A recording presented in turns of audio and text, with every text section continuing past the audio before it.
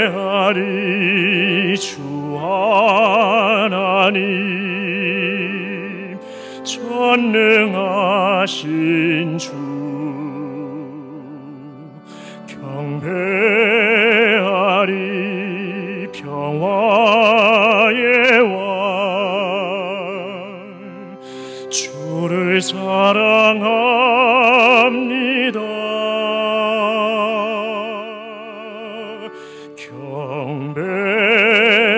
경배하리 주 하나님, 전능하신 주. 경배하리 평화의 왕, 주를 사랑합니다. 찬양하세. 누가 주와 같으리.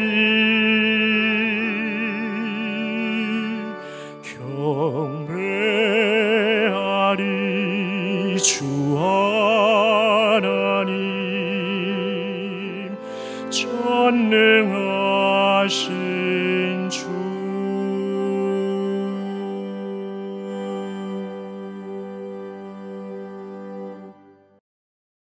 이 시간 차양되어 주에게 조용히 기도하심으로 성령 강림 후 제17주 주일 예배를 하나님께 드리겠습니다.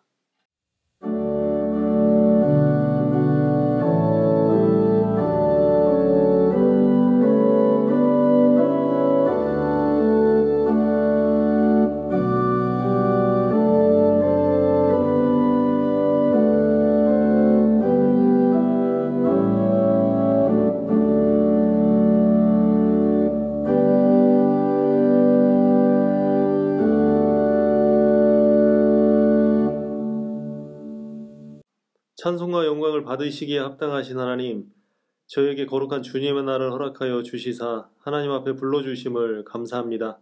이제 이 시간 예수 그리스도를 통하여 계시하신 하나님의 구원 역사를 경험하게 하시며, 또한 이 자리에 성령께서 임재하셔서 저희로 하여금 영과 진리로 예배하게 하옵소서.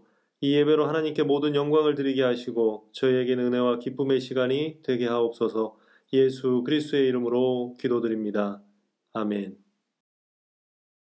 성시교독은 66번 시편 150편입니다. 다 같이 교독하시겠습니다. 할렐루야. 그의 성소에서 하나님을 찬양하며 그의 권능의 궁창에서 그를 찬양할지어다. 그의 능하신 행동을 찬양하며 그의 지극히 위대하심을 따라 찬양할지어다. 나팔 소리로 찬양하며 비파와 수금으로 찬양할지어다. 소고치며 춤추어 찬양하며 현악과 퉁소로 찬양할지어다. 큰 소리 나는 제금으로 찬양하며 높은 소리 나는 제금으로 찬양할지어다. 호흡이 있는 자마다 여호와를 찬양할지어다. 할렐루야. 아멘. 사도신경으로 신앙 고백하시겠습니다. 전능하사 천지를 만드신 하나님 아버지를 내가 믿사오며 그 외아들 우리 주 예수 그리스도를 믿사오니 이는 성령으로 잉태하사 동정녀 마리아에게 나시고 본디오 빌라도에게 고난을 받으사 십자가에 못 박혀 죽으시고 장사한 지 사흘 만에 죽은 자 가운데서 다시 살아나시며 하늘에 오르사 전능하신 하나님 우편에 앉아 계시다가 저리로서 산자와 죽은 자를 심판하러 오시리라. 성령을 믿사오며 거룩한 공예와 성도가 서로 교통하는 것과 죄를 사하여 주시는 것과 몸이 다히 사는 것과 영원히 사는 것을 믿사옵나이다. 아멘. 경배 찬송은 46장입니다.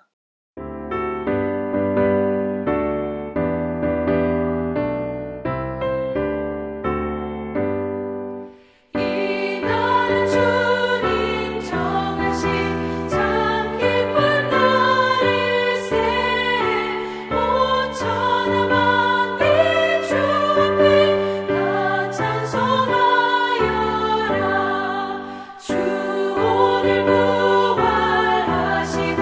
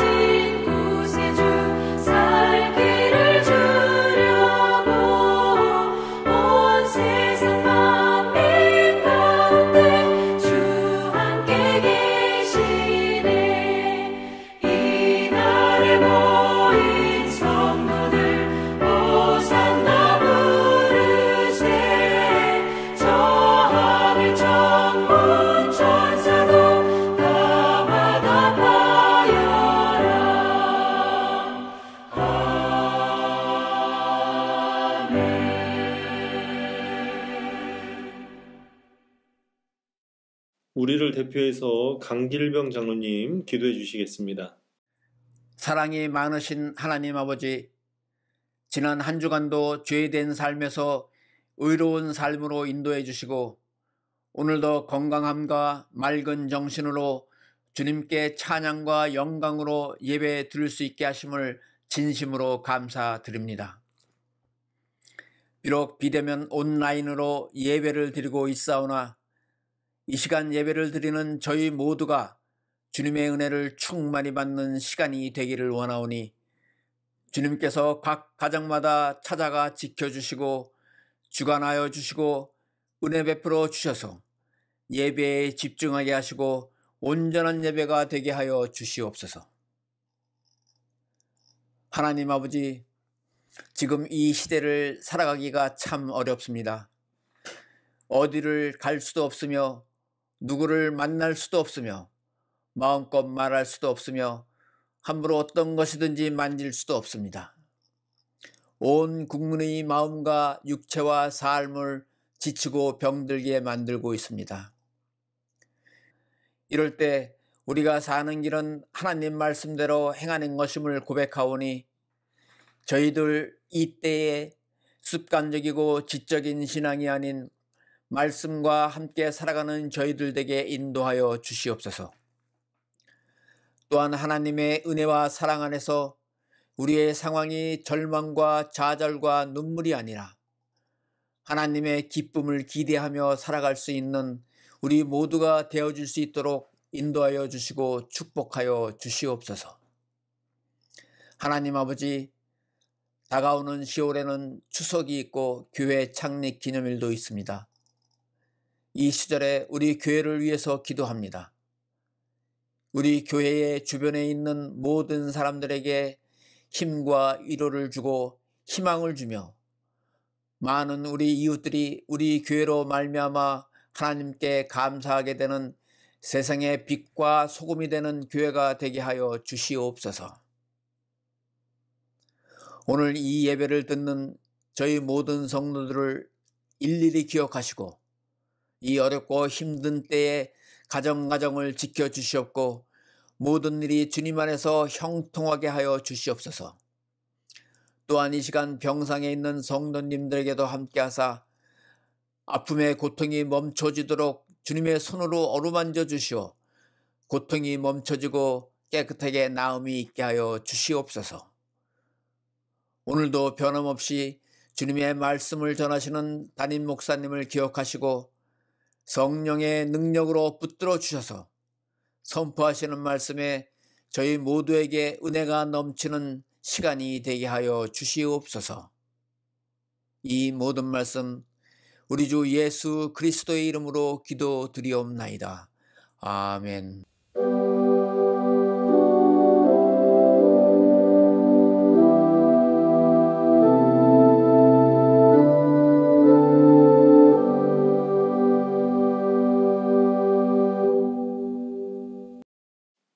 감사찬송 449장 부르시면서 하나님 앞에 예물 봉헌하는 시간 갖도록 하겠습니다. 드리신 예물은 다음 주일 교회 오실 때 봉헌하시기 바랍니다. 예수 안에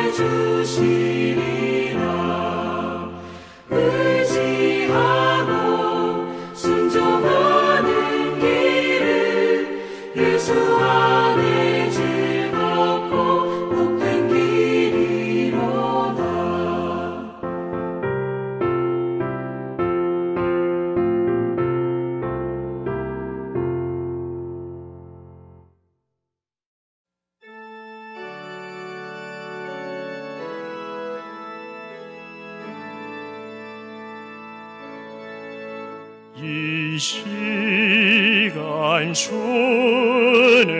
감사하며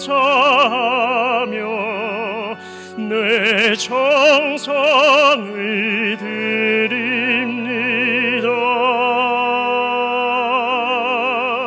내 마음과 삶도 드리오니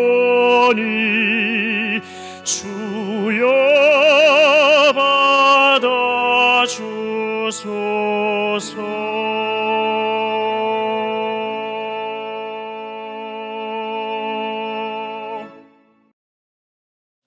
교회 소식 안내해드리겠습니다. 신종 코로나 바이러스 재확산에 따른 교회 대응은 3단계입니다.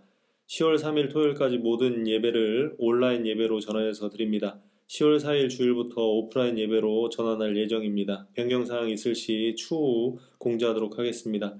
온라인 예배 시청은 유튜브에서 화도감리교회 교회학교를 검색하시거나 팟빵을 통해 시간에 맞춰 예배 드리실 수 있습니다. 교회학교 영상 예배는 미학부, 어린이부, 청소년부 주일 영상 예배가 유튜브에 게시됩니다. 유튜브에서 화도감리교회 교회학교를 검색하시기 바랍니다. 속회 공과 및 가정 예배에서 주보는 교회 홍보 페이지에서 다운로드 가능합니다. 추석 연휴 안내입니다. 9월 30일 수요일부터 10월 2일 금요일까지 수요 예배, 새벽 기도회, 목요일 바이블 아카데미, 금요 기도회는 없습니다. 추석 가정 예배 순서지는 교회 홍보 페이지에서 다운로드 하시기 바랍니다. 바이블 아카데미 온라인 및 비대면 시대를 맞아 성경을 각 권별로 공부하고 통독하는 시간을 온라인으로 진행하고 있습니다. 이번 주에는 화요일만 업로드합니다. 온라인 수강 방법은 유튜브에서 화도감리교회 교회학교를 검색하신 후 시청이 가능합니다. 온라인 시대 준비와 새로운 사명을 위한 온라인 구독 캠페인이 계속 진행 중에 있습니다. 화도감리교회 교회학교 및 이명동 목사의 말씀 디저트 구독 및 알림 설정을 해주시기 바랍니다. 교회학교 여름 신앙훈련 안내입니다. 코로나 바이러스로 인하여 가정 신앙훈련 및 온라인 신앙훈련으로 대체해서 진행했습니다. 9월 한 달 동안 주일과 금요일 또 유튜브에 영상이 업로드됩니다. 영상 시청하시면서 꼭 아이들을 위해서 기도해 주시고 축복해 주시는 시간을 가져주시기 바랍니다. 성경 천도 계속 진행 중에 있습니다. 신약 27권 모든 읽으신 성도님들은 사무실로 연락해 주시기 바랍니다. 오늘 하나님께서 저희들에게 주시는 말씀은 호세아 2장 말씀입니다. 봉독은 14절에서 20절까지 하도록 하겠습니다. 14절에서 20절 말씀 봉독하겠습니다. 그러므로 보라, 내가 그를 타일러 거친 들로 데리고 가서 말로 위로하고 거기서 비로소 그의 포도원을 그에게 주고 아굴 골짜기로 소망의 문을 삼아 주리니 그가 거기에 응대하기를 어렸을 때와 애굽 땅에서 올라오던 날과 같이 하리라. 여호와께서 이르시되 그날에 내가 나를 내 남편이라 일컫고 다시는 내 바알이라 일컫지 아니하리라. 내가 바알의 이름을 그의 입에서 제거하여 다시는 그의 이름을 기억하여 부르는 일이 없게 하리라. 그날에 내가 그들을 위하여 들짐승과 공중의 새와 땅의 곤충과 더불어 언약을 맺으며 또 이 땅에서 활과 칼을 꺾어 전쟁을 없이 하고 그들로 평안히 눕게 하리라. 내가 내게 장가들어 영원히 살되 공의와 정의와 은총과 긍휼히 여김으로 내게 장가들며 진실함으로 내게 장가들리니 내가 여호와를 알리라. 아멘. 글로리아 찬양대에 특별 찬양이 있겠습니다.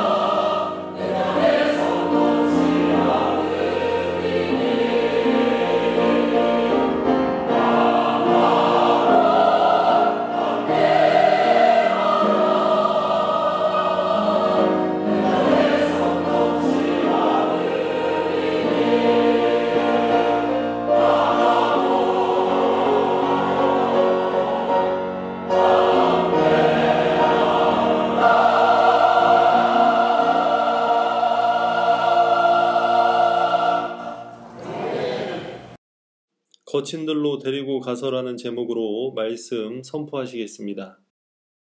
기도하겠습니다. 오늘도 우리에게 예배의 자리와 시간을 허락해 주셔서 감사합니다. 하나님의 성령이 지금 드려지는 예배와 그 모임 위에 함께하여 주셔서 더 깊고 강하고 진하게 하나님께 붙들리며 준비하신 그 은혜 받아 누리는 복된 예배가 될 수 있도록 축복하여 주시옵소서. 드려진 예물과 준비한 헌물 위에 기름 부어 주시고 그 모든 감사의 내용 주님 꼭 기억하여 주셔서 언제 어느 때나 어떤 상황이든지 간에 우리 마음에 감사할 수 있는 믿음이 약해지지 않도록 도와주시길 원합니다. 어렵지만 모든 것이 하나님께로부터 왔음을 고백하며 하나님의 것을 하나님의 것으로 구분한 손길과 그 모든 하는 일 그리고 그 인생 위에 동행하여 주셔서 주님만이 이끄시는 방법으로 인도하시는 섭리가 있을 수 있도록 역사하여 주시기 원합니다. 생일이나 기념할 것들이 있다면 오늘 예배 가운데 주님의 이름으로 기념하며 행복하고 복되고 건강할 수 있도록 도와주시기 원합니다. 드려지는 예배 위에 함께하여 주셔서 가정마다 성전이 되게 하여 주시고 주의 성령이 강하게 운행하여 나쁘고 악한 것들 들어오지 않도록 지켜보아여 주시며 어려운 시국에 진짜 신자답게 살아갈 수 있는 힘과 능력과 용기와 또 하나님의 귀한 섭리들이 나타나고 보여질 수 있도록 이끌어 주시옵소서. 예수님의 귀하신 이름으로 기도드리옵나이다. 아멘. 호세아를 다루면서 항상 설교 제목은 본문에 있는 핵심적인 말씀을 선택해서 그대로 사용하기로 했습니다. 오늘 본문이 길지만 14절에 거친 들로 데리고 가서 그 부분을 제목으로 삼았습니다. 기독교 신앙에서 복음이란 말이 제일 중요한데 실제로 그 복음의 진정한 가치와 위력을 모르고 살아가는 신자들이 많다는 것을 알게 됩니다. 그저 복된 소식이 복음이고 죄로 인해 죽을 수밖에 없는 인간이 은혜로 구원을 받았다. 그 정도 개념으로 정리를 하고 있습니다. 맞는 말이지만 구체적으로 우리 안에 적용이 되어야 파워를 갖게 되는데 하나의 그냥 추상적인 개념으로만 끝나는 수준에 불과한 것을 느끼게 됩니다. 자, 우리가 이제 한번 냉정하게 생각을 해봅시다. 나에게 복음이 있다. 지금 여러분의 가슴 속에 깊이 새기고 주장을 해보시기 바라요. 하나님이 나에게 예수 그리스도를 통해서 복음을 주셨답니다. 그래서 뭐요? 그것이 지금 여러분을 어떻게 일으키고 있는 겁니까? 복음이 있다는 사실이 여러분에게 어떤 거대한 힘으로 작용을 해서 여러분을 그 자리에서 일으켜 세우는 그런 능력을 느끼게 됩니까? 저는 그 예수를 믿으면서 수백 번, 수천 번 복음이란 말을 들으면서 살아왔습니다.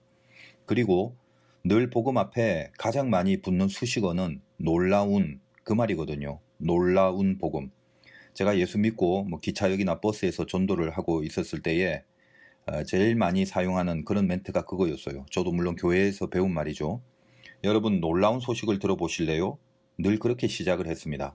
흔들리는 버스 안에서 전도할 때 늘 첫 멘트가 그거였는데 지금도 생각나는 것이 제가 입으로 말은 그렇게 시작하면서도요. 속으로는 이 사람들 안 놀래면 어떻게 하지? 늘 그런 생각을 했던 기억이 납니다. 그래서 버스가 흔들리는 것보다는 이 복음 전하고 있는 제 마음이 더 흔들리고 있었던 생각이 나요. 말이야 틀린 말이 아닌 건데 내 자신이 복음에 놀란 경험이 있어야 전하면서 그 감동을 실어서 놀라게 할 수 있을 것 아니겠습니까? 솔직히 저는 놀란 적이 없어요. 물론 제가 신앙이 없어서가 아닙니다.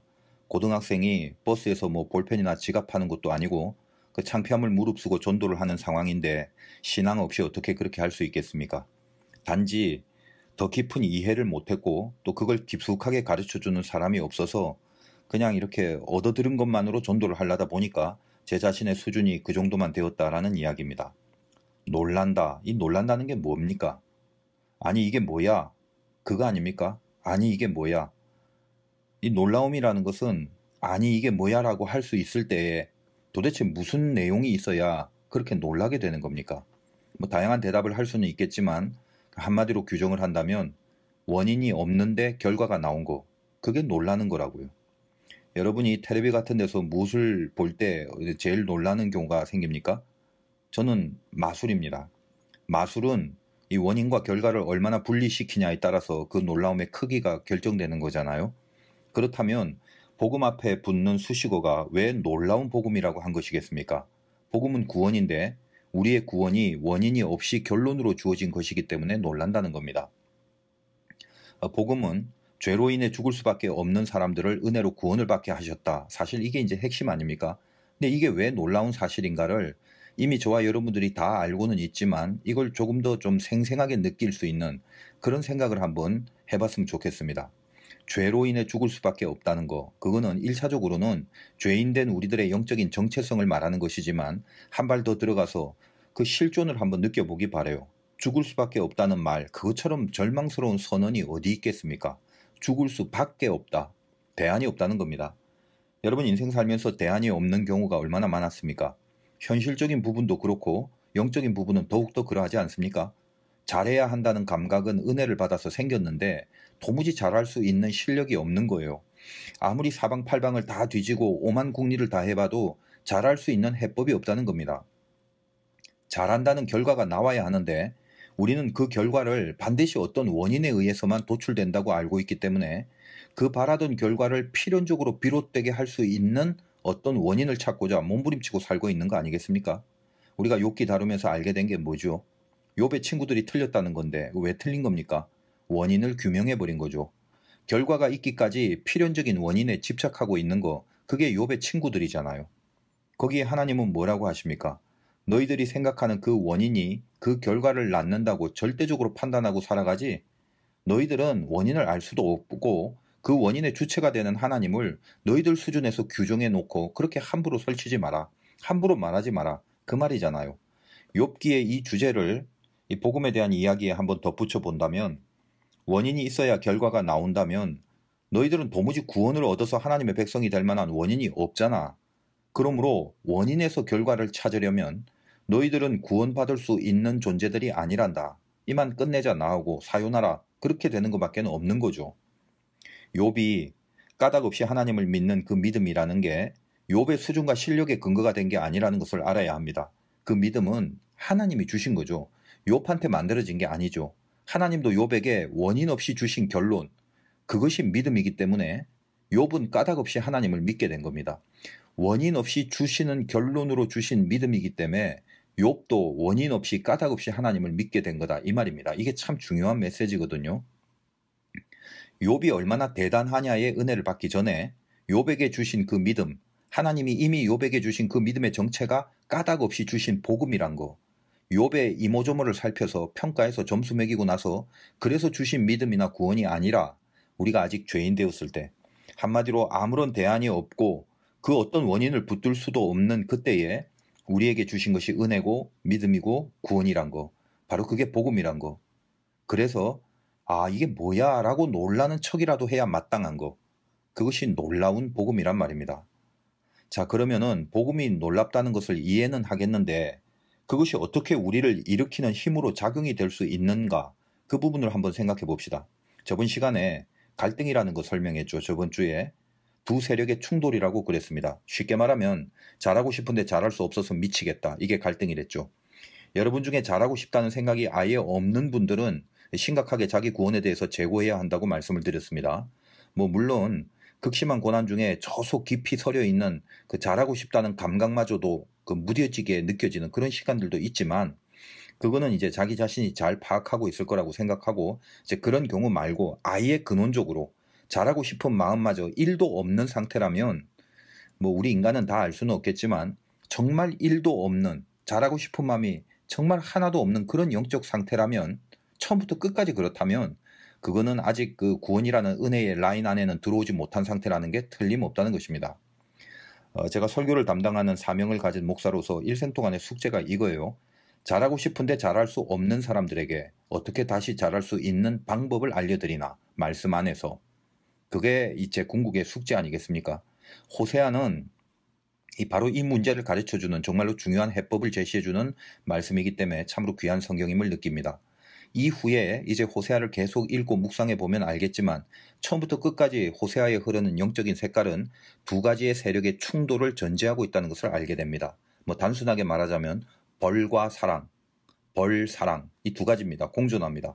벌을 생각하면 무서워 죽겠지만 사랑을 생각하면 든든해집니다. 그 두 가지 메시지를 동시에 전해주고 있는 것이 이 호세아의 중심축이 된다는 거예요. 자, 아까 복음이 뭐라고 그랬습니까? 죽을 수밖에 없는 죄인을 여기만 보면 벌이죠. 은혜로 구원을 받게 하셨다. 여기만 보면 사랑이죠. 그래서 벌과 사랑이 공존하는 메시지로 감추어진 복음의 이 개념을 선포하고 있는 것이 호세아의 영성이라는 걸 이해를 하고 따라와 주시길 바라요. 저번 시간에 1장을 다루면서 약속과 현실의 충돌에 대해서 해석을 해드렸는데 기억이 나실지 모르겠습니다. 동등한 두 개의 세력이 부닥쳐서 잘하면 약속이 이기고 잘못하면 현실이 이기고 그런 긴장으로서의 충돌이 애시당초 아니라고 말씀을 드렸죠. 약속이 현실을 품고 있는 현상으로서의 충돌이라고 그랬습니다. 이게 얼마나 중요한지 오늘도 저번 시간에 이어서 이 개념을 이해하는 것이 중요합니다. 당하더라도 알고 당해야 연단이 되는 거지 모르고 당하면 고통이 되는 거거든요. 연단이 되면 견딜 수 있지만 고통이 되면 떨어져 나가버리기 때문에 아냐 모르냐가 그토록 중요한 기준이 된다는 것을 잊지 말길 바랍니다. 바울에게 가시는 현실이지만 영광은 약속이었죠. 그래서 약속이 현실을 품고 있는 아픔, 즉 영광이 가시를 품고 있는 형태로서의 아픔, 그것이 영적 갈등의 본 모습이라고 했습니다. 그걸 터득하고 나서 바울은 내게 능력 주시는 자 안에서 모든 것을 할 수 있다고 고백을 하지 않습니까? 가시가 영광을 방해할 수 없고 가시마저 영광을 위한 수단이 된다는 거, 이걸 깨닫게 된 거죠. 깨달아도 가시는 여전히 아프긴 합니다. 그러나 알고 당한 가시는 견디게 해서 이룰 것을 이루지만 모르고 당한 가시는 고통만 주다가 나가 떨어지게 만든다는 말입니다. 동일한 아픔을 느끼지만 결론이 갈라지게 된다는 거죠. 호세아 1장이나 오늘 2장이나 좀 멀리서 전체적으로 살펴보면 늘 두 가지의 영성이 공존하고 있음을 볼 수 있습니다. 현실과 약속, 벌과 사랑, 고난과 영광, 죄와 구원. 자, 그러면 한번 생각해 봅시다. 어떤 문장을 글로 써내려갈 때 반대되는 두 가지 내용을 연결하려면 그 접속사는 역접을 나타내는 그러나 라는 연결어로 쓰여져야 하지 않습니까? 그래서 저번 그 첫 시간에 1장을 다룰 때 1장 1절에서 9절까지 그 이스라엘을 창녀 같은 고멜의 그 음란함으로 상징하고 질책하면서 동시에 갑자기 10절 이하에는 너희가 내 백성이 아닌 그곳에서 살아계신 하나님의 아들들이라 할 것이다 라는 이런 귀한 약속을 주시지 않습니까? 그러니까 그 두 부분을 연결하는 10절의 첫 연결어가 무엇입니까? 그러나 그거죠. 그 그러나는 이게 형광펜으로 색칠을 해야 될 단어예요. 왜 색을 칠해야 하나요? 어제 성경책 새로 샀는데요. 왜 칠하긴요? 그게 우리들의 운명이기 때문이죠. 그 그러나가 우리들의 운명이라고요. 그러나라는 역접 접속사는 원인과 결과가 다르다는 걸 표현하는 거잖아요. 하나님을 배신하고 다른 데로 갔다. 그러나 내가 너를 다시 데려오리라. 그러니까 1장에서 그러나 앞부분은 하나님 배신하고 딴 데 간 거, 그러나 뒷부분은 내가 너를 다시 데려온다. 이게 우리 운명이라는 걸 선포하시는 부분이란 말입니다. 이제 우리 교회에 제 설교를 요약해서 속해 공가를 작성하는 전도사님이 어제 좀 질문을 했어요, 저한테. 목사님, 호세아 그 1장 설교하실 때 남유다가 북이스라엘을 품고 있다는 메시지 좀 더 설명해 달라고 그러길래 전도사님도 설명이 필요할 정도면 여러분들도 그렇겠다 싶어서 어차피 이 호세아 전체에 흐르는 굵은 영성이기 때문에 이 전도사님께 이 약속과 현실, 그 포함관계에 대한 설명을 다시 한번 해줬습니다. 자세히 이해시켜주기 위해서 야곱의 인생을 풀어줬는데 그것은 이제 나중에 제가 다루기로 하고, 지금 호세아서의 역사적 배경은 남북 분열 왕국의 시대고 이제 한 20여 년 후에 북왕국은 아수르에게 멸망당할 즈음에 있다고 그랬죠. 남과 북이 갈라질 때 남쪽은 유다 지파와 베냐민 지파 달랑 2개만 남았고 북쪽은 그 외에 10지파가 다 뭉쳐져 버렸으니까 규모나 힘으로 따지면 북쪽이 강성할 수밖에 없지만은 남유다는 이 다윗에게 내린 약속, 그리고 더 멀리서는 아브라함에게 하신 약속이 적용되는 그 백성으로 하나님이 여기셨기 때문에, 그래서 남왕국은 이 북왕국보다 약한데도 불구하고 북쪽을 멸망시킨 아수르가 남쪽은 손도 못 대고 도망하는 역사가 있었다고 그렇게 말씀드렸죠. 그래서 북왕국에 몰아닥친 고난이나 징계나 벌이나 그런 것들이 결국은 이스라엘 전체의 가시처럼 존재했지만 결국은 남유다를 향한 약속 안에 포함되어 있기 때문에 나중에는 한 우두머리, 즉 예수 그리스도로 통합되는 그 역사의 과정까지 지금 이스라엘에게 내린 구원의 약속을 계속 이루시고 있는 하나님임을 이 북왕국에게 전해라. 너희들이 받는 고난, 너희들이 받는 징계, 그런 것들이 결국은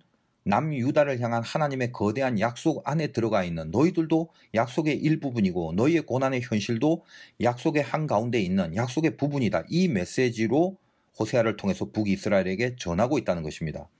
그래서 호세아는 자기 자신이 북쪽 선지자임에도 불구하고 아예 1장 1절부터 남왕국의 왕들 이름부터 열거하기 시작하는 그런 의도가 깔려있다라고 그랬죠. 그리고 중간에 어떻습니까? 긍휼히 여기지 않겠다는 그런 의미를 가진 로루하마라는 딸을 낳고서도 바로 이어지는 부분에서 남유다를 향한 약속을 동시에 선포하는 장면을 통해서 이 구조를 이해할 수 있다고 말씀을 드렸습니다. 참고로 저번에 했지만 잠시 그 1장 6절을 한번 보겠습니다. 고멜이 또 임신하여 딸을 낳음에 여호와께서 호세아에게 이르시되 그의 이름을 로루하마라 하라. 내가 다시는 이스라엘 족속을 긍휼히 여겨서 용서하지 않을 것임이니라. 그러나 내가 유다 족속을 긍휼히 여겨 그들의 하나님 여호와로 구원하겠고 활과 칼이나 전쟁이나 말과 마병으로 구원하지 아니하리라 하시니라.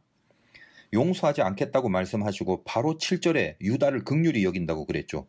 이 부분을, 이 유다를 긍휼히 여긴다는 말을 왜 하는가에 대한 부분을 이해하지 못하고, 다시 말하여 남유다를 향한 약속이 북이스라엘의 그 가시와 현실과 고난을 품고 있다라는 이 전반적인 구도를 이해하지 못하고 방금 읽은 이 유다를 긍휼히 여긴다라는 요 말만 본다면, 야, 그 하나님은 북왕국 마음에 안 들어서 아예 멸망시켜버리고 남쪽은 내가 약속했으니까 잘 봐줄 거다 그러면서 뭐 북왕국을 놀리려고 잘 봐라 남유다는 내가 살려주고 니네만 내가 멸망시킬 거야, 그런 의도를 갖고 갑자기 남유다 이야기를 슬쩍 집어넣은 게 아니란 말이죠.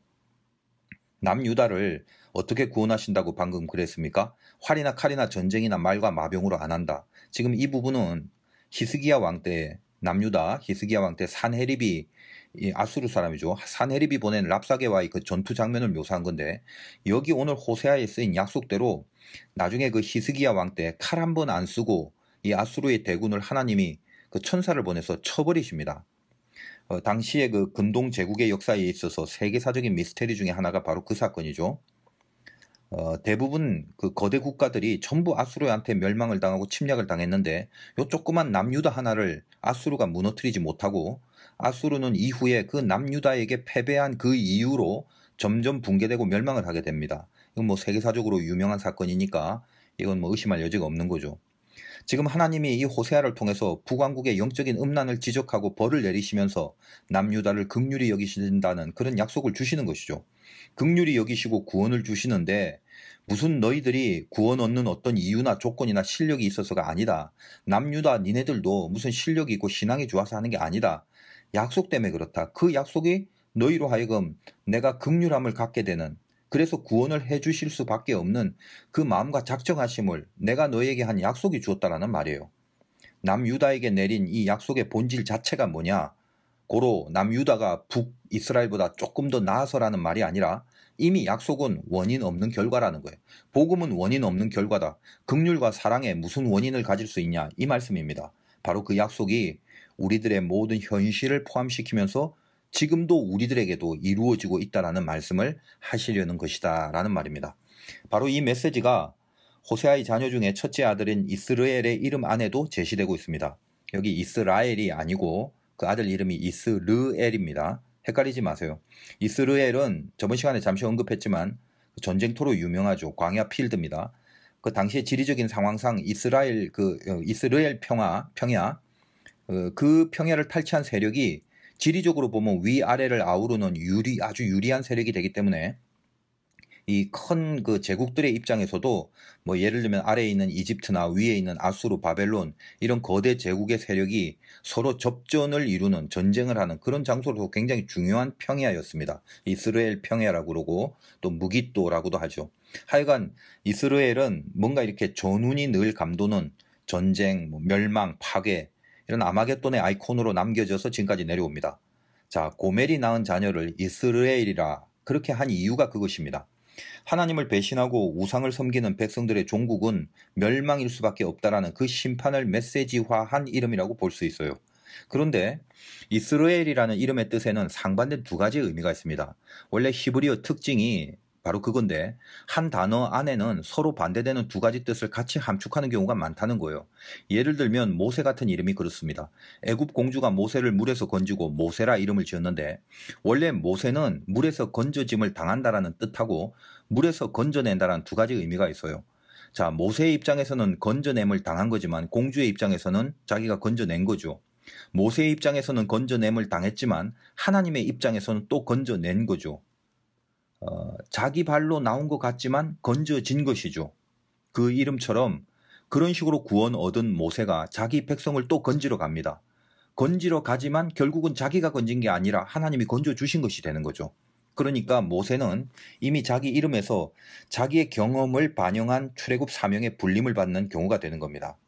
그래서 이 이름 안에 이중적인 해석을 통해서 그 뜻 자체가 메시지가 되는 경우가 많다는 거예요. 자, 이스라엘의 뜻, 흩틀린다, 흩어버린다, 이런 뜻도 있고 반대로 모은다라는 뜻이 있습니다. 얼핏 상반되는 거죠. 지금 이거는 씨를 뿌리는 상황에서 비롯된 말인데, 씨는 그 뿌리는 모양을 보면 땅에 흩트리는 것 같으니까 땅의 입장에서는 또 어떻습니까? 씨가 심기어지는 것이니까 모여지는 개념이 되는 거죠. 그게 이스라엘입니다. 디아스포라, 흩어진 유대인들이란 말인데, 자, 흩어짐은 서럽지만 흩어져서 신앙을 심게 되는 거죠. 이스라엘이 그것입니다. 멸망을 의미하는 것 같지만 다시 뜻을 이루게 되는 것으로 연결된다는 의미가 있어요. 흩어지는 것 같지만 다시 모아진다는 의미를 같이 갖고 있다는 것입니다. 그것이 지금 북왕국을 향한 하나님의 벌과 또 약속의 공존의 메시지로 지금 전해지고 있는 거죠. 그것이 호세아의 굵은 영성의 흐름이라는 것입니다. 이것이 호세아 1장을 통해서 죄로 인해서 멸망할 것임을 말함과 동시에 너희를 사랑해서 내 아들들이라 부를 것이라 말하시면서 바로 그 사이에 그러나라는 접속사를 쓰신 이유가 된다는 겁니다. 그러나라는 단어에 깊이 서려 있는 이 하나님의 심정을 느낄 수 있기 바라요. 그런데 한층 더 나아가서 바로 이 복음의 원리를 더 깊숙하게 제시하는 용법이 있습니다. 성경은 그 곳곳에 그러나라고 적어야 할 부분을 아예 그러므로라는 말로 바꾸어 표현한 곳이 많아요. 알다시피 그러므로라는 것은 앞에 것이 원인이 돼서 그 뒤에 이어질 결론을 연결해주는 기능을 가지는데, 그러니까 아무리 살펴봐도 전혀 앞에 내용이 뒤에 나올 내용의 원인이 될 수 없는 그런 곳인데도 그러나가 아니라 그러므로라는 연결어를 사용하고 있는 곳이 꽤 많습니다. 그런 거는 훨씬 더 강력한 약속을 제시하고 싶을 때 사용되고 있는 거거든요. 예를 들면 우리 레위기에 대표적으로 그런 구절이 있습니다. 레위기 26장 44절인데 제가 한번 읽어보겠습니다. 그냥 들으세요. 그런즉 그들이 그들의 원수들의 땅에 있을 때에 내가 그들을 내버리지 아니하며 미워하지 아니하며 아주 멸하지 아니하고 그들과 맺은 내 언약을 폐하지 아니하리니 나는 여호와 그들의 하나님이 됨이니라. 굉장히 좋은 말 아닙니까? 이 결론을 도출하는 연결어가 그런즉 이렇게 된다. 그러니까 이 그런즉하고 그러므로 하고는 같은 말인데, 그러니까 지금 방금 읽은 44절 앞부분은 어떤 내용이 있어야 되겠죠? 지금 읽은 부분이 너무 좋은 말이니까 하나님의 언약을 폐지하지 않겠다, 미워하지 않겠다, 멸하지 않겠다, 이런 좋은 약속을 줬으니까 그 결론에 걸맞는 어떤 원인의 내용들이 앞부분에 나와야 되지 않겠습니까? 무슨 잘한 거, 좋은 거, 신앙적인 거, 그런 게 소개돼야 되는데, 근데 바로 앞에 43절을 읽겠습니다. 그들이 내 법도를 싫어하며 내 규례를 멸시하였으므로 그 땅을 떠나서 사람이 없을 때 그 땅은 황폐하여 안식을 누릴 것이요 그들은 자기 죄악의 형벌을 기쁘게 받으리라. 이렇게 되어 있다는 것입니다. 지금 이게 무슨 말이죠? 물론 방금 읽은 43절 윗부분도 마찬가지예요. 이 그런즉이란 연결어 전에 언급된 모든 내용들은 하나같이 벌받아서 멸망당할 것이 마땅한 이스라엘의 모습을 설명한 내용들 뿐입니다. 그런데 그렇게 잘 못했는데 그런즉 하나님이 약속을 피하지 않는답니다. 이상하죠? 사랑 안에 벌이 포함되어 있다는 거죠. 분명히 잘못했는데 이것을 사랑한답니다. 벌 받아야 되는데 벌이 아니라 오히려 약속을 피하지 않는답니다. 도대체 하나님은 왜 이러신답니까? 왜 그러긴요. 44절 마지막에 뭐라고 하십니까? 나는 여호와 그들의 하나님이 됨이라. 하나님이니까 그렇게 하신다는 말이에요. 동일한 원리로 오늘 호세아 2장 본문에도 바로 이런 영적인 심정으로 쓰여진 그러므로라는 연결어가 보입니다. 한번 찾아보세요. 여러분 찾으셨나요? 여기 그러므로가 호세아 2장에 몇 개나 나오지만 방금 말씀드린 그런 영적 의미로 쓰여진 그러므로가 2장에 한번 나옵니다. 어디 있는지 1절부터 기웃거리면 한참 걸립니다. 눈치 빠른 사람들은 오늘 말씀 제목이 있는 그 부분을 살펴보시겠죠. 자, 14절을 가봅니다. 그러므로 바로 여기입니다. 그러므로 보라, 내가 그를 타일러 거친 들로 데리고 가서 말로 위로하고, 이렇게 돼 있죠. 대강만 봐도 여기 14절에 등장하는 그러므로 뒷부분은 이제 하나님이 우리를 사랑하시는 내용이고, 그 앞부분은 죄악 덩어리의 모습을 설명하고 있습니다. 원래 이제 오늘 본문이 길어서 이제 구체적으로 각각의 절들의 그 설명은 안 하려고 했는데, 아무래도 이제 여러분들을 아직 제가 좀 덜 믿는 것 같아서 충분히 안 읽으신 분들도 있다고 판단이 되기에 잠시 정리만 한번 해보겠습니다. 오늘 2장은 자, 그러므로 앞부분과 뒷부분으로 나누어서 보자는 거예요. 그러므로 앞부분은 잘못한 거, 그러므로 뒷부분은 사랑하는 거, 잘못했는데도 사랑하는 거, 앞부분은 벌 받아야 될 거, 뒤에 거는 벌이 아니라 또 구원하고 사랑하고 약속 주시는 거, 그 사이를 그러므로라고 연결하고 있다는 거예요. 자, 2절 3절. 너희 어머니와 논쟁하라. 그는 내 아내가 아니고 나는 그의 남편이 아니라. 그가 그의 얼굴에서 음란을 제하게 하고 그 유방 사이에서 음행을 제하게 하라. 그렇지 아니하면 내가 그를 벌거벗겨 그 나던 날과 같게 할 것이요 그로 광야같이 되게 하며 마른 땅같이 되게 하여 목말라 죽게 할 것이며, 내가 그의 자녀를 긍휼히 여기지 않는다. 그들이 음란한 자식들이다. 뭐 이런 식의 이야기가 되어 있습니다. 자, 음란과 음행을 제거하란 말이죠. 안 그러면 가만두지 않겠단 말입니다. 그리고 나서 5절에 그들의 어머니는 음행하였고 그들을 임신했던 자는 부끄러운 일을 행하였나니 이는 그가 이르기를 나는 나를 사랑하는 자들을 따르리니. 여기서 나를 사랑하는 자들은 외간 남자를 말해요. 그들이 내 떡과 내 물과 내 양털과 내 삶과 내 기름과 내 술들을 내게 준다 하였습니다. 이제 고멜의 고백인데 이스라엘의 영적 상징이라고 그랬으니까 고멜이 말하는 내용이 이스라엘이 지금 고백하고 있는 내용하고 똑같다라는 거죠. 어떤 말이에요? 지금 보니까 다른 남자를 찾아가서 그 딴 남자를 찾아갔더니 그 딴 남자가 자기한테 돈도 주고 뭐 잘해주고 그런 말을 하는 거예요. 근데 이제 8절에 보면 곡식과 새 포도주와 기름은 내가 그에게 준 것이고, 여기 내가 줬다란 나는 하나님입니다. 하나님이 이스라엘에게 준 것이다. 다시 말하여 호세아가 고멜에게 준 것이다, 이 말이죠. 그들이 바알을 위하여 쓴 은과 금도 내가 그에게 더하여 준 것이거늘 그가 알지 못하도다. 자, 실은 하나님이 모든 걸 다 줬는데 정신 못 차리고 있단 말이죠. 그런 말이거든요. 그래서 11절에서 13절 보면 내가 그의 모든 희락과 절기와 월식과 안식일과 모든 명절을 폐하겠고 그가 전에 이르기를 이것은 나를 사랑하는 자들이 내게 준 값이라 하던 그 포도나무와 무화과 나무를 거칠게 하여 수풀이 되게 하며 들짐승들에게 먹게 하리라. 그가 귀고리와 폐물로 장식하고 그가 사랑하는 자를 따라가서 나를 잊어버리고 향을 살라 바알들을 섬긴 시일대로 내가 그에게 벌을 주리라. 여호와의 말씀이니라. 자, 모든 기쁨의 절기들이 있는데 그것뿐만 아니라 또 내가 너에게 준 거, 고멜에게 준 거, 하나님이 이스라엘에게 준 거, 이거 다 빼앗아서 벌을 내리겠다라고 그렇게 이야기를 합니다. 그러니까 지금 13절까지는 참 무시무시한 하나님의 어떤 진노와 또 벌에 대한 이야기를 계속 하시죠. 그런 다음에 이제 14절에 그러므로가 나오는 겁니다. 자, 원인과 결과의 틀 안에서만 본다면 우리가 생각하는 일반적인 그러므로라면 14절 이후는 이제 벌의 내용들이 나와야 되지 않습니까? 그런데 어때요? 14절에 그를 거친 광야, 거친 들판으로 데리고 간답니다. 그리고 15절, 자, 거기서 비로소 그의 포도원을 그에게 주고 아골골짜기로 소망의 문을 삼아주리니 그가 거기서 응대하기를 어렸을 때와 애굽 땅에서 올라오던 날과 같이 하리라. 아골골짜기로 소망의 문을 삼아준답니다. 18절부터 19절도 그날에 내가 그들을 위하여 들짐승과 공중의 새와 땅의 곤충과 더불어 언약을 맺으며 또 이 땅에서 활과 칼을 꺾어 전쟁을 없이 하고 그 틀로 평안히 눕게 하리라. 내가 내게 장가들어 영원히 살되 공의와 정의와 은총과 긍휼이 여김으로 내게 장가들며 진실함으로 내게 장가들리니 네가 여호와를 알리라. 자, 이런 말씀이 있죠. 19절과 20절 사이에 하나님이 장가든다는 말을 갑자기 많이 하시지 않습니까? 근데 가만히 한번 생각해 보세요. 하나님이 장가든다, 이스라엘에게 장가든단 말인데 이거는 호세아가 고멜에게 장가든단 말이거든요. 어떤 겁니까?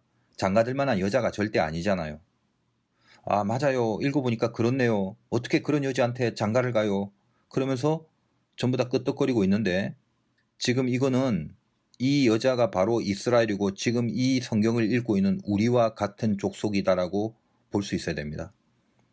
하나님이 그런데도 우리에게 지금 나에게 기필코 장가를 들겠다, 신랑이 되겠다고 약속을 하시고 있다는 것입니다. 그리고 그 약속이 이루어지는 과정과 그 약속이 어떤 내용을 갖고 있는지 21절에서 23절까지 여호와께서 이르시되 그날에 내가 응답하리라. 나는 하늘에서 응답하고 하늘은 땅에 응답하고 땅은 곡식과 포도주와 기름에 응답하고 또 이것들은 이스라엘에 응답하리라. 내가 나를 위하여 그를 이 땅에 심고 긍휼히 여김을 받지 못하였던 자를 긍휼히 여기며 내 백성 아니었던 자에게 향하여 이르기를 너는 내 백성이라 하리니 그들은 이르기를 주는 내 하나님이시라 하리라 하시니라. 자, 하늘에 응답한 것, 그게 약속이거든요. 그 하늘에서 시작하여 땅으로, 이건 뭐죠? 주기도문과 같죠. 뜻이 하늘에서 이루어진 것처럼 땅에서도 이루어지이다.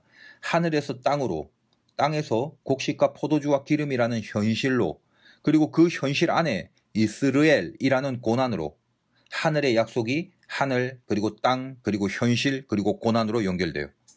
모든 것에 하나님의 약속을 이루어내신다는 하나님의 약속이 선포되고 있다는 것입니다. 따라서 우리가 당하는 고난, 즉 여기 본문에 이스라엘로 상징되는 바로 그것도 하나님이 주신 약속 안에 소속돼서 약속을 이루는 것에 도구가 된다는 말이죠. 자, 이제 다시 한번 생각을 해봅시다. 그러나이든 아니면 그것보다 훨씬 더 센 의미에서 그러므로이든 하나님은 그 뒤에 나오는 결론을 그 앞의 원인에서 찾지 않으신단 말이죠. 그게 놀랍다는 겁니다. 아니 이게 뭐야? 그렇게 놀랍다는 겁니다. 복음이 그런 거란 말입니다. 이렇게까지 제가 열심히 말씀을 전했으면 듣고 있는 여러분은 이제 놀래야 하는데, 제가 여러분들의 얼굴을 볼 수는 없지만 놀란 표정보다는 졸린 표정이 덜어 보이고 있으면 어떤 일인지요? 그냥 놀라야 할 이유는 대강 알겠는데 그 놀라움이 여러분들에게 영적인 힘으로 주어지지 않기 때문에 아직은 그 눈만 껌뻑이고 있을 뿐입니다. 신선한 내용이 있는지 처음엔 좀 집중해서 들었건만 결론을 쭉 보니까 그닥 다 알고 있던 내용을 정리해 주신 그 정도의 느낌뿐이다 라는 생각을 하실 것입니다. 욥기를 통해서 귀로만 듣는 하나님과 눈으로 보는 하나님이 차원이 다른 거라는 거 알았죠. 욥은 자기가 스스로 생각하고 자기 스스로 마음을 잡고 야, 귀로만 듣기에는 좀 힘들고 지겨우니까 이제 눈으로도 한번 봐야겠다. 그렇게 해서 하나님을 눈으로 보았다고 고백한 적이 없습니다. 그렇게 고백된 게 아니죠. 눈으로 하나님을 보게 된 거는요, 고난이라는 광야에 욥이 던져졌기 때문입니다. 오늘 말씀에 의하면 거친 들로 데리고 나가셨기 때문이란 말이에요.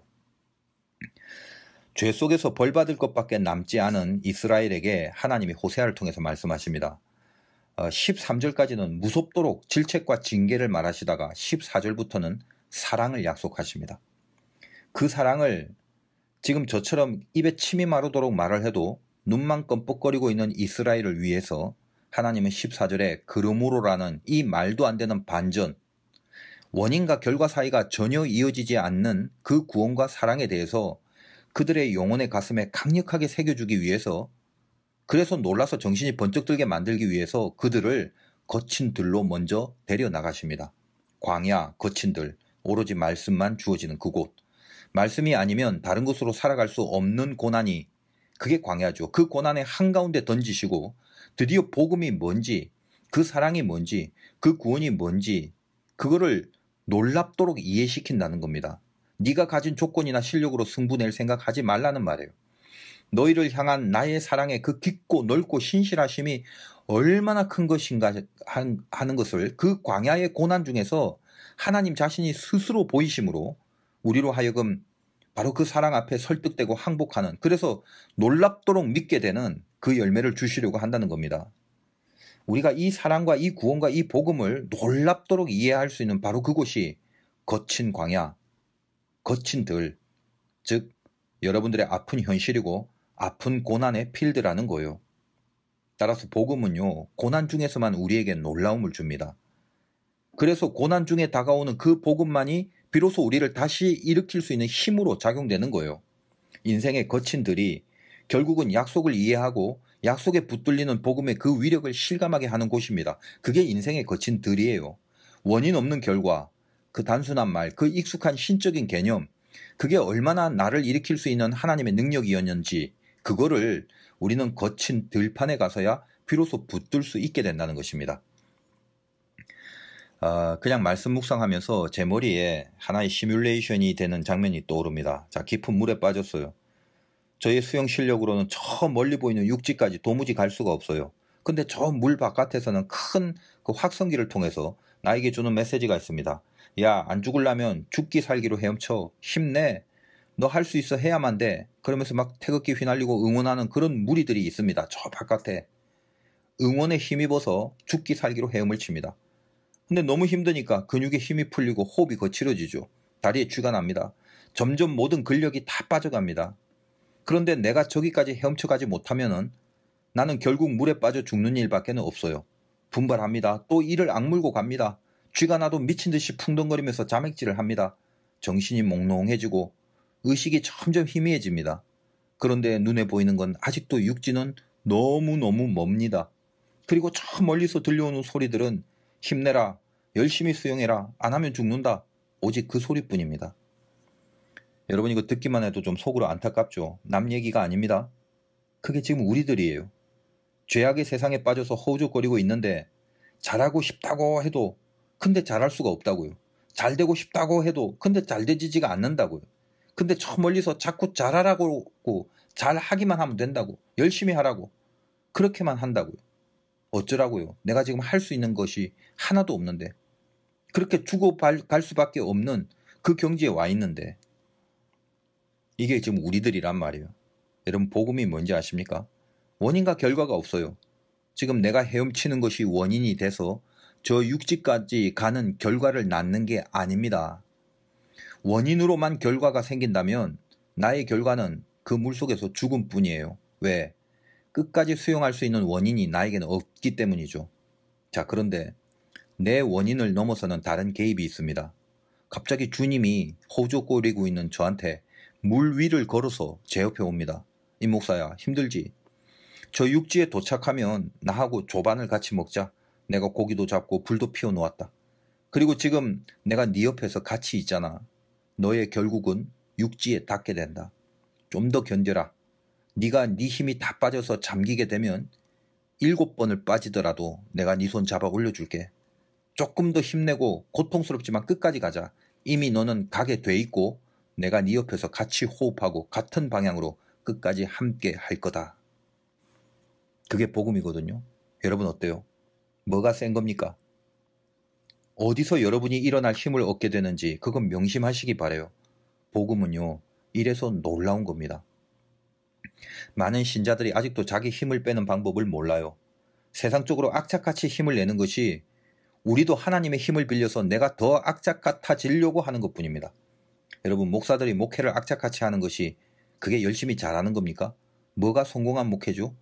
스스로도 분간을 못하고 있는 경우가 많아요. 분명히 불이 있는 것 같은데 그게 다른 불이에요. 나답과 아비후처럼 다른 불을 들이고 있는 건 아닙니까? 자기 욕심과 자기 야망을 이루기 위해서 피 터지게 뛰는 것을 열심이라고 속고 있는 거죠.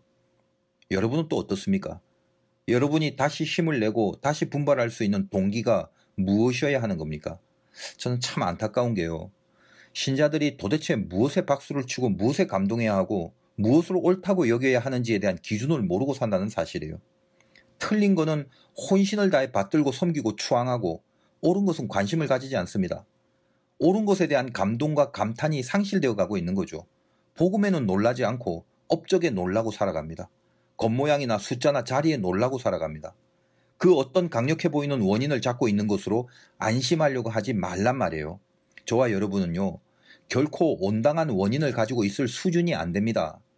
그런 것들은 붙들고 있다 할지라도 언젠간 사라질 것이고 또 금방 절망하게 되거나 아예 틀린 방향으로 내달릴 수 있을 뿐입니다. 원인이 아니라 복음에 서려 있는 약속을 붙드시기 바라요. 원인이 주는 능력은 복음이 주는 위력을 따라갈 수 없습니다. 지금 참 힘든 시대 아닙니까? 휘몰아치는 영적인 파괴들이 도처에서 일어나고 하나님 믿는 사람들 안에서도 추풍낙엽처럼 무너져가는 그런 영성을 느끼게 됩니다. 무엇으로 다시 일어날 수 있을까? 하나님은 가능성 없는 우리들을 거친 들, 광야로 데리고 가시고 있습니다. 거기서 말씀으로 위로하신답니다. 그게 오늘 본문 말씀이죠. 약속에 대해서 질문하는 우리 전도사님에게 제가 야곱의 이야기를 전했다고 하지 않았습니까? 창세기 족장들 중에 야곱처럼 우리와 비슷한 캐릭터는 없어요. 평생을 자기를 위해서 살아갑니다. 뭐 특별한 거 아니에요. 우리 모두가 다 야곱 아닙니까? 태어날 때부터 악착 같았어요. 형 발꿈치 붙들고 지가 먼저 나오려고 기를 썼던 캐릭터입니다. 가출해서 외삼촌 집에 거하지만 거기서 혹독한 시련을 당하고 자기가 원하는 라헬을 얻으려고 이를 갈고 살아갑니다. 악착 같아요. 기를 씁니다. 가족을 거느리고 목숨을 걸고 에서의 집으로 다시 돌아올 때 그것밖에는 갈 데가 없는 그런 상황이 되었기 때문에 가족들 모두 먼저 야복강 너머로 건너보내고 홀로 깊은 고민의 시간을 가집니다. 어떻게 해야 되나? 무엇을 해야 살 수 있을까? 고민하고 궁리합니다. 거기에 천사가 씨름을 걸어오죠. 이 사건은 워낙 유명해서 웬만한 목사님들 설교에 단골 메뉴가 되지 않습니까? 여러분도 알다시피 야복강의 씨름을 보통은 이제 기도로 여기고 축복을 받기 위해서는 뼈가 부러져도 기도해야 된다. 뭐 그런 메시지로 삼아서 한때는 그 산기도 다니면서 허벅지 뼈는 부러뜨리지 못해도 만만하게 보이는 약한 나무 앞에 앉아갖고 나무 뽑기 기도회를 많이도 했었습니다. 그래서 어때요? 소나무 좀 뽑아보니까 일이 잘 해결되던가요? 지금 이 사건에서 우리가 정말 놓치지 말아야 될 영적 원리가 있다는 겁니다. 씨름이라는 게 상대를 넘어뜨려야 이기는 건데 그래서 이겼기 때문에 상으로 받는 게 축복 아닙니까? 근데 천사가 야곱의 허벅지 뼈를 칩니다. 환도뼈라고 알고 있는 그 부분이 탈골이 되면 사람은 자기 힘으로 온전하게 서 있을 수도 없어요. 다시 말하면 이미 천사가 야곱을 넘어뜨렸다는 것입니다. 그게 환도뼈를 쳤다는 내용이거든요. 그런데 이스라엘이란 축복을 받습니다. 겨루어서 이겼단 말이 이스라엘이거든요. 야곱에게 있어서 야복강이라는 건 정말 돌아갈 수 없는 인생의 마지노선 아닙니까? 삶과 죽음의 경계를 짓는 곳이란 말이에요. 아무도 대신해 줄 수 없는, 아무도 그 대신할 수 없는 그 자기만이 남는 그곳입니다. 자, 우리가 잘하고 싶은데 잘할 수 없는 대표적인 그곳이에요. 궁리합니다. 살 수 있는 원인을, 그 어떤 원인을 한번 붙들어 보려고 처절하게 길을 써야 하는 그곳이에요. 근데 도무지 대안이 없어요. 죽는 일만 남았어요. 이제 어떻게 하나? 힘내야지, 분발해야지, 노력해야지, 피 흘리게 싸워야지. 그런 전투의식은 물론 좋은 것입니다. 그건 훌륭할 수밖에 없어요. 그러나 때로는 그 힘마저 완전히 바닥이 나서 상실될 때가 있다는 거예요. 아마 야복강에서 이 야곱에게 주시는 하나님의 메시지가 지금 그런 상황에 처해진 야곱을 향한 어떤 하나님의 마음일 수밖에 없을 것 아니겠습니까? 야곱아, 네 이름이 무엇이냐? 야곱입니다. 야곱의 뜻이 뭐죠? 발 뒤꿈치를 잡은 자란 뜻이죠. 저는 저 자신을 위해서 아버지든 형이든 삼촌이든요, 나에게 필요한 거 다 약탈하고 발꿈치를 악착같이 잡고 살아가는 그런 사람입니다. 바로 그런 자기 고백이죠. 그래, 너 인생이 참 고생이 많다. 그동안 집에서 쫓겨나왔지, 외지에서 사기당했지, 원치 않는 거 얻으려고 허망한 시간들로 다 보내고 이제 어디 갈 곳도 없어서 결국 죽을 줄 알면서 형의 집으로 오게 되는 네 모습 참 불쌍하구나. 내가 너에게 축복을 주마. 이제 야곱이라 하지 말고 겨루어 이겼다라는 이스라엘이라 하거라. 그 내용 아닙니까? 여러분, 지금 이 씨름의 핵심은 허벅지 관절을 치신 부분입니다. 그 뼈를 친 거는 씨름의 룰로 따지면 진 거죠. 이미 쓰러졌어요. 넘어졌어요. 이미 쓰러졌는데도 악착같이 천사를 붙들고 있는 그 내용을 축복의 원인으로 보면 안 됩니다. 뼈를 쳤다는 거는 분명히 넘어졌다는 거예요. 확실하게 이건 진 거예요. 쓰러져 진 건데 그게 원인이라면 축복의 결과는 당연히 없어야 되는 거죠. 졌는데 진 것에 대한 결과가 상이어야 되면 안 되지 않습니까? 그런데 원인이 없는데요. 이건 원인이 없는 정도가 아니라 아예 축복과 상이라는 그 결과와 아주 상반되는 원인이 생겼는데 졌는데 말입니다. 그 진 게 원인인데 그 원인과 반대되는 결론을 준 것입니다. 그렇다면 이 이스라엘이란 축복은 어디서 나온 겁니까? 야곱이 기를 쓰고 얼마나 악착 같았는가, 얼마나 열심을 냈는가와 전혀 상관이 없는 거예요. 오히려 야곱은 뼈가 부러져서 쓰러져 있었습니다. 복음의 베이스는 약속입니다. 약속은 원인과 결과의 관계가 아니라 하나님의 사랑이고 하나님의 작정이고 내 열심이 아닌 하나님만의 특심입니다. 그래서 아브라함과의 약속 속에서도 짐승의 한가운데를 갈라놓고 서로 같이 지나쳐야 할 것을 아브라함이 잠이 들 때 하나님의 불이 홀로 지나갑니다. 하나님의 작정하심이 이미 그 약속을 이루겠다라는 그 선포다라는 것이죠. 야곱이 집을 나와 거친 들판으로 나옵니다. 하나님이 야곱을 거친 들판으로 데리고 가셔서 거기서 하늘을 열고 꿈속에 약속을 주십니다. 하늘에서 땅으로, 땅에서 현실로, 현실에서 고난으로 그 약속의 응답이 연결됩니다. 이미 야곱은 이스라엘의 축복을 그 거친 들판에서 약속으로 이미 받았습니다. 그 약속이 야곱을 끌고 갔고 야곱은 자기도 모르는 채 그 약속의 인도하심 안에 거하고 살았어요. 야복강에서 받은 축복은 야곱이 있는 힘껏 천사를 붙들어서 얻어낸 것이 아니라 이미 하나님이 주신 약속의 열매일 뿐이었다는 것입니다. 야곱은 천사를 자기가 넘어뜨렸어도 이스라엘이 되었을 것이고 환도뼈가 안 부러져도 이스라엘이 되었을 것이고 환도뼈가 아니라 갈비뼈가 나갔어도 혹은 어깨뼈가 나갔어도 이스라엘이 되었을 거예요. 아니 되려 천사의 환도뼈가 부러졌을지라도 야곱은 이스라엘이 되었을 것입니다. 야곱이 이겨서 복을 받은 게 아님을 극명하게 가르쳐주기 위해서 야곱이 용을 쓴 것이 원인이 아니다라는 걸 분명하게 가르쳐주기 위해서 환도뼈를 치고도 다시 말하여 아예 승부를 지게 만들어 놓고도 이겼다고 하신 이 사건의 은혜를 여러분 가슴속에 깊이 새겨보시기 바라요. 이스라엘이 될 수 있는 조건을 만약 야곱 자신한테서 찾았다면 야곱뿐만 아니라 지금 우리 모두는 하나님의 백성으로 살아갈 수 없었을 것입니다.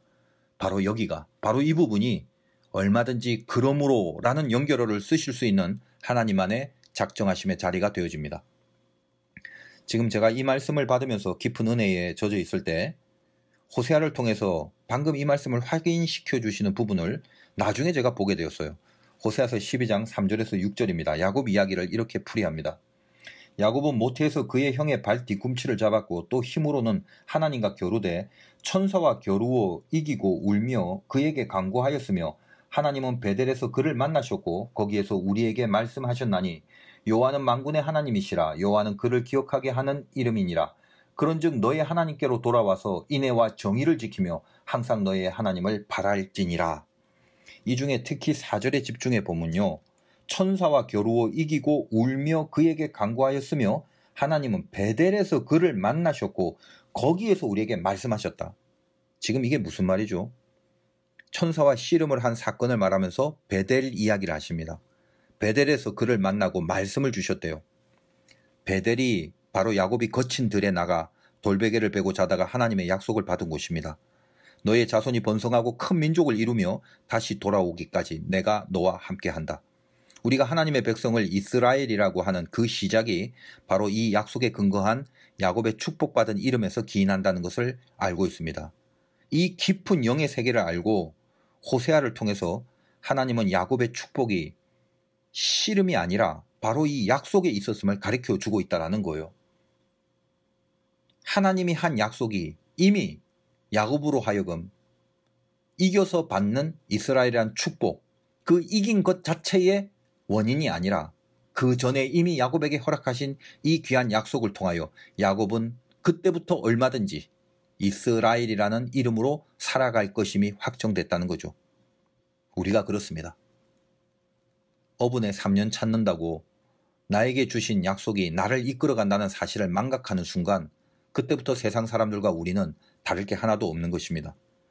우리에게 복음이 주어진 이유가 무엇이죠? 복음은 이래서 놀랍다는 거예요. 아직도 눈만 껌뻑이고 있다면 주무시는 게 나을 것 같아요. 우리가 호세아를 통해서 다시 말씀으로, 다시 믿음으로 그 주제를 향하고 있지 않습니까? 그 다시라는 것이 가능하기 위해서 특히 이런 영적인 난국의 시기에 무엇으로 일어나야 하는지 이걸 분명히 해야 한다는 그런 말입니다. 복음이 왜 신자들을 일으킬 수 있는 하나님의 능력인가? 이거를 가슴 떨리게 깨닫기 바라요. 누구나 아픔을 염두에 두고 살아갈 수 있습니다. 그러나 자기 힘이 아니라 복음과 약속에 붙들려 걸어가는 인생은요. 아픔은 염두에 둘지라도 절망을 염두에 두지는 않습니다. 세상은 아파도 절망하고 안 아파도 절망해요. 전부 다 아골골짝이기 때문입니다. 우리는 어때요? 약속을 믿습니다. 말씀을 믿어요. 그 약속은 아골골짜기로 소망의 문을 삼아주신다는 겁니다. 그러므로 우리는 아픔을 염두에 두고 갈 수는 있지만 절망을 염두에 두고 가진 않아요. 약속의 가슴으로 살지 않으면요. 늘 깊은 구석에 내가 절망할 수도 있는데라는 여지를 남기고 살게 됩니다. 그건 분명한 불신앙이에요. 되어지는 거 보고 절망할 수도 있을 것이다라는 여지를 두고 살아가는 거. 이거는 불신앙이란 말이에요. 아픔은 현실이기에 약속 안에 들어가 있어요. 아픔이라는 건. 그러나 절망은요. 약속 안에 있을 수 없습니다. 하나님의 약속 안에는 절망이라는 게 없기 때문이에요. 다시 이를 악물고 살아야 할 이유가 무엇인가 이거 분명히 하시기 바래요. 여러분 어려운 인생길입니다. 요즘 더더군다나 더 그렇죠. 세상 사람들도 예수 믿는 우리도 땀을 흘리며 살아갑니다. 그러다가 고난이 닥치면 세상 사람들도 우리도 눈물을 흘립니다. 땀이 눈물이 되죠. 그러다 극심한 고난이 지속되면 세상 사람들은 이제 피를 흘리며 죽습니다. 우리는요, 그 피를 주님이 대신 흘려주시고 그 피가 마음속에 약속의 증거로 흘러내립니다. 그래서 끝까지 가는 거예요. 여러분들과 우리나라의 교회를 거친 들로 데려가서 주신 오늘의 이 말씀을 붙들고 다시 일어나는 승리가 있으시기를 주님의 이름으로 축원드립니다. 기도하겠습니다. 지금은 우리 주 예수 그리스도의 무한하신 은혜와 하나님 아버지의 깊고 한량없는 그 사랑과 성령께서 깨닫게 하시고 다시 붙들어 주시는 그 은총이 오늘 거친 들로 데려가 거기서 주신 말씀이 우리에게 위로가 되고 힘이 돼서 다시 일어날 수 있는 복음의 능력에 붙잡히던 그 감사와 그 고백으로 고개 숙이는 사랑하는 모든 성도님들, 그리고 성전이 되어진 그 가정 위에 지금부터 영원토록 함께 하시기를 간절히 축원하옵나이다. 아멘.